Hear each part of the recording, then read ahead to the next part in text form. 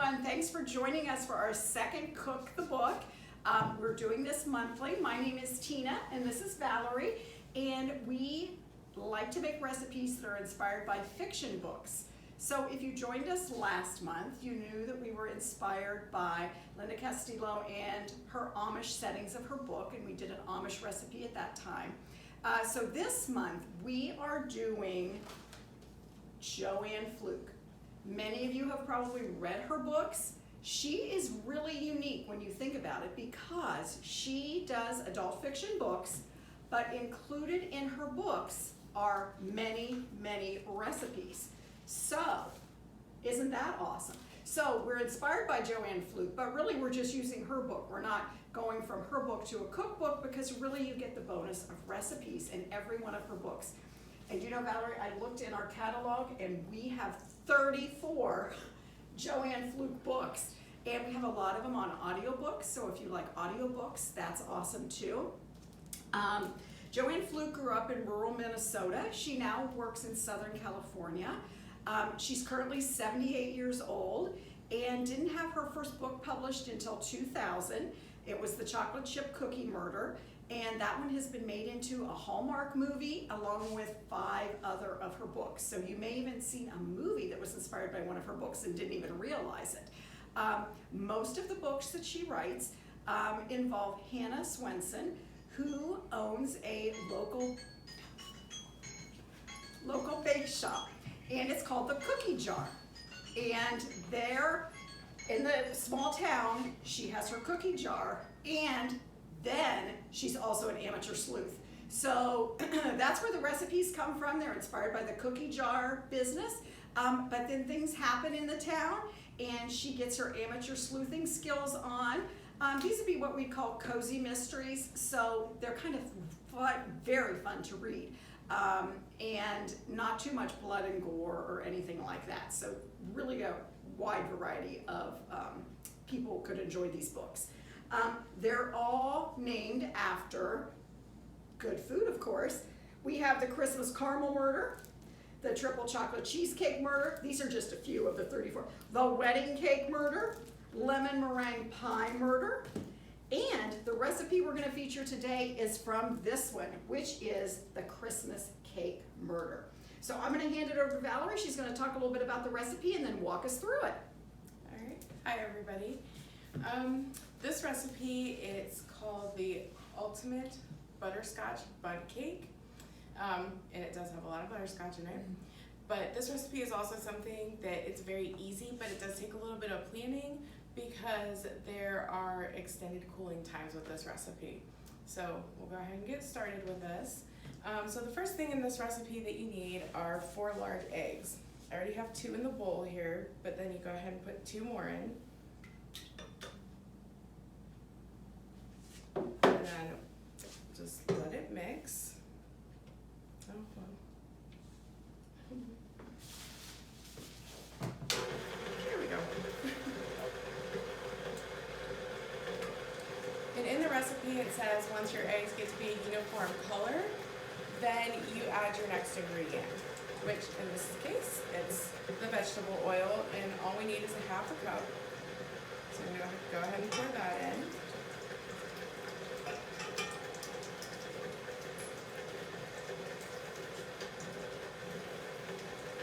For a second. And then the next thing that we will be adding to this recipe is a 1/2 cup of whole milk. And in the recipe it says the milk should be very cold. So this has just come out of the refrigerator. So this is very cold whole milk. So if we didn't have whole milk, could we substitute like 2%? Would it correct the recipe, or would it be okay? I think it would be fine. I think a lot of times they have the whole milk because it's more flavorful. So okay, so then the next item that we add will be, in the recipe it calls for sour cream. I personally like to cook with Greek yogurt, which is what this is, and it makes no difference in the recipe. Just what I do is I get the whole fat Greek yogurt as opposed to light or sugar-free, anything like that. So this is just the Greek yogurt, so I'm going to go ahead and add this.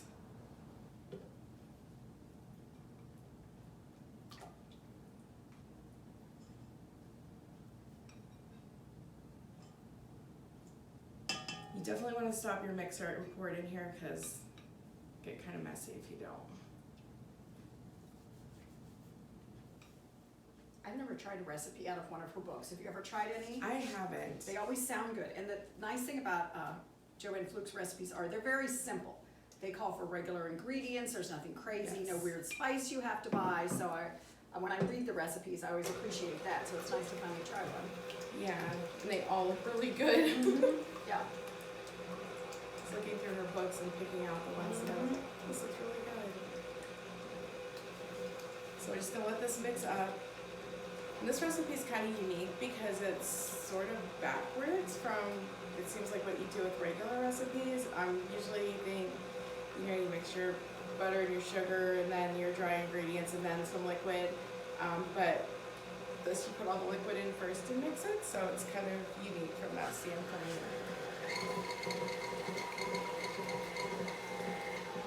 Alright. So the next thing that we're going to do with this recipe is it calls for a box of white cake mix, so that's what this is. And then you just add your cake mix to your liquids.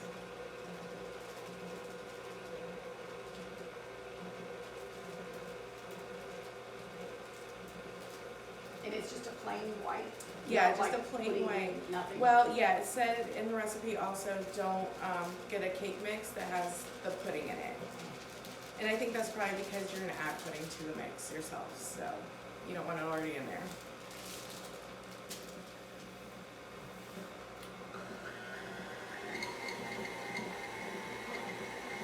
And just kind of stir it up a little, make sure it's mixed up.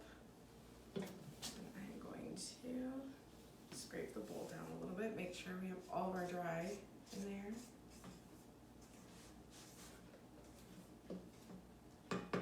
Smells good already. It really does.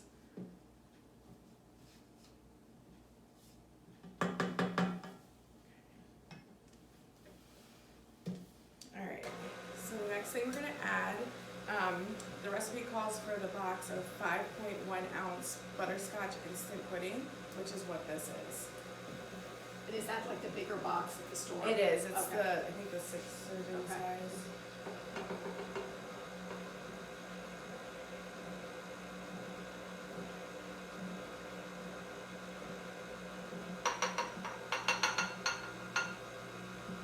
And just a little note, if you can't find the bigger boxes, because I could not find the bigger boxes today, you can always buy 2 smaller boxes, and then if you have a scale, you can just weigh out the 5.1 ounce yourself, which is what I did, so.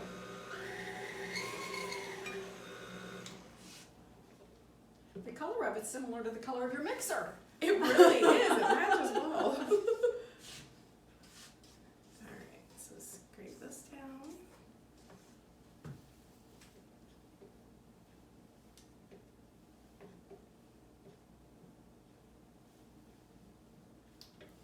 Just gonna mix it again, make sure it's all good and mixed.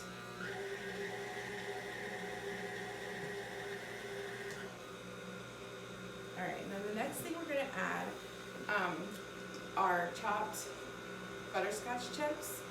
And I'm not sure why she has them chopped, except that it makes the texture of the cake a little bit smoother than if you have the whole chips. So I definitely would recommend doing the chopping on them. And then you just add this to your batter.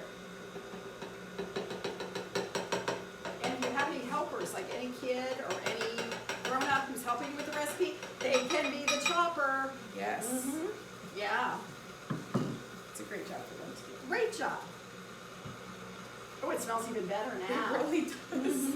It does smell very Yeah. good. And then when you're baking it, it smells really good too. So while your cake is mixing, what you want to do is start your oven to 350 so it's warm when you go to put your cake in there. And then also prepare your bundt pan and just spray it. I use this to spray it with. You can use mix that has, or the cooking spray that has flour in it. In the recipe, they recommend spraying it with cooking spray and then flouring it yourself, so you can do that too. And what if you don't have a bundt pan? Do you think you could use a regular pan, like a 9x13 or something? Yeah, I would just definitely time? use a 9x13 Okay. because I think using like the round ones, you'd have to use probably 2 of them because otherwise it will overflow. You probably want to watch your cook times too, because certainly that would Yes. change if you're not using a bunt pan. Yes. Alright, then scrape off my beater here.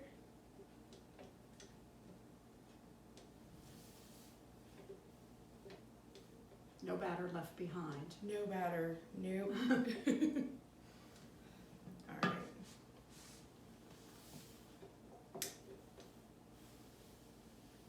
Set that to the side. Okay. So then your batter is gonna kind of look sort of lumpy because of the crushed up chocolate chips. So, or butterscotch chips. It looks amazing. And if you really didn't care for butterscotch, do you think you could put in vanilla chips, You know chocolate what? chips? I would think that you could. Maybe toffee bits? Yeah, Oh, but you love could the probably toffee even bits. do like a vanilla instant pudding and like, yeah, the toffee, that would probably be really good Uh-huh. with the toffee I think bits. That would be really, really tasty. I do love Not toffee that I'm bits. opposed to butterscotch by No. any means, but But yeah, you're right, if you didn't care for it, so Mhm. there's probably a lot of different things you could do with Mhm. this recipe.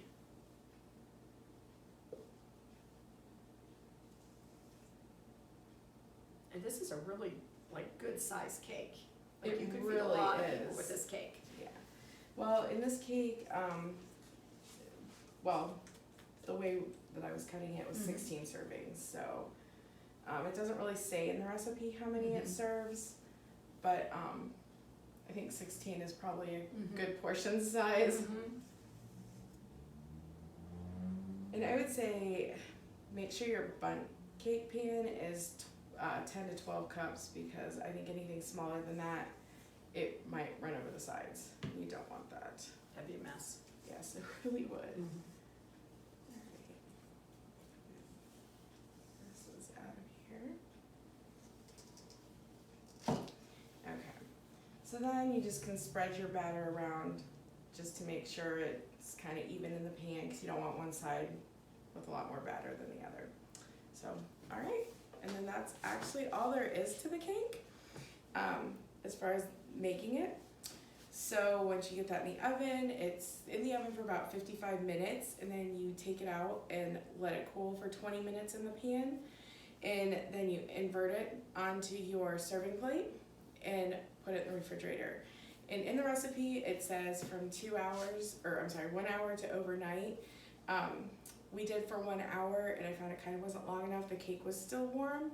So I would say probably at least 2 hours, leave it in there because you want your cake nice and cool before you frost it. Yeah, so this sure is a recipe you do have to plan ahead a bit. So Definitely have read to through the plan. recipe, figure it out a little bit ahead of time for time management. Yes. Yeah. And so onto the frosting part. So once your cake is cooled and you're ready to do your frosting, you use 8 ounces of Cool Whip and 6 ounces of butterscotch chips. In this bowl you can see there's 2 different kinds of chips.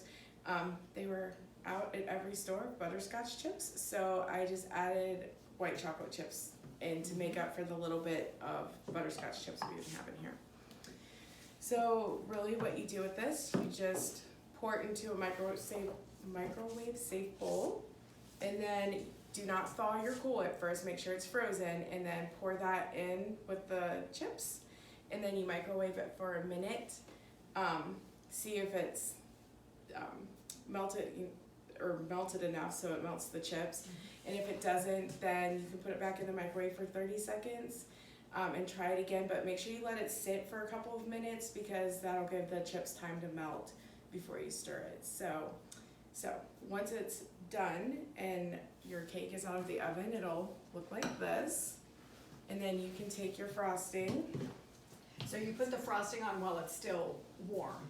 No, your No. cake should be completely cool. Okay. And your frosting should be completely cool as well. It says to let it sit 15 minutes, but again, it's one of those things that I found the frosting was still pretty warm. So I would recommend letting it sit, I don't know, Okay. probably at least 20 minutes to So the half an frosting should hour. be at least room temperature. I would say, Uh-huh. yeah. Okay. So let's do this. So then I just took a ladle and just kind of started. That looks just like caramel using it. almost. It really does, but it smells really good. Smells delicious. It really is kind of like a glaze. It really is. Which in the recipe, it makes it sound like it's more of a frosting, but with a couple times we've tried this, it's turned out the same both times, so it just seems like it's more of a glaze. So either way, frosting is always good. Alright.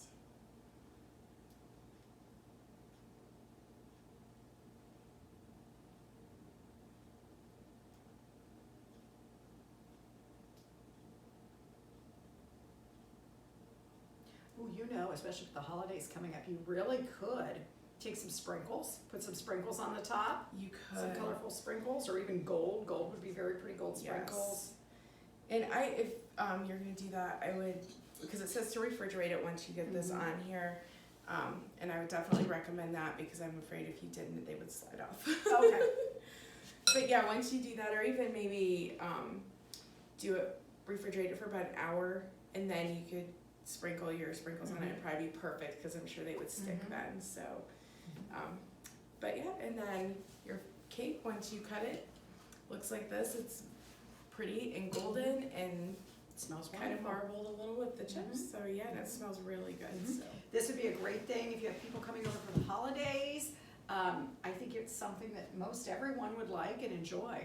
yeah, Yeah, for sure. yeah. And next time you're in the library, stop at the front desk, or if you already know how to find your books here at the library, maybe you want to try a Joanne Fluke book. I think you might like it.